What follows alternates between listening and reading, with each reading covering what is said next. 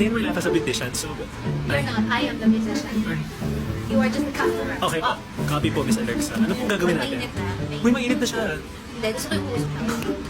Parang kaagad. Kailangan mo siya isahin sa buhok, ma'am. Game po. So, ang gagawin natin, Aha. una is straighten, bago ito. Okay po. Di ba ganun ba? Yes po, ganun po yun. Ah, yan ang muso. Yes, opo. Lord. Yan, straight na.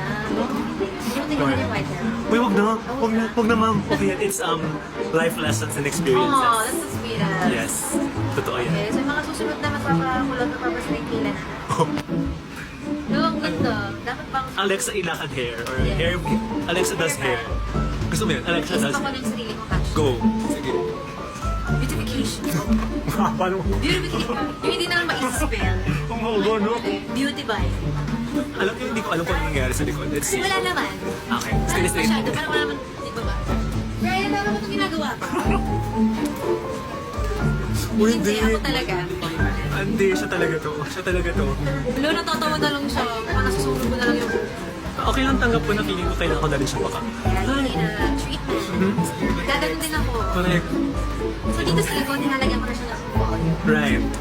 Ititis ko nga, pwede nga ang hairspray. Okay So, po. may maliit na spray. Okay po. Sige, gagawin natin. Uy, wag na yung butterfly. Yung isa nulong. Yung mahal na hairspray.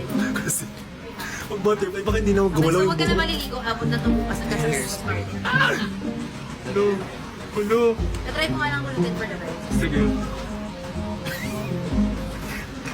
Do Oh my God. Like it? It's giving... Do you like it? Alam mo yung mga hair nung Ah. sa Korea, yung mga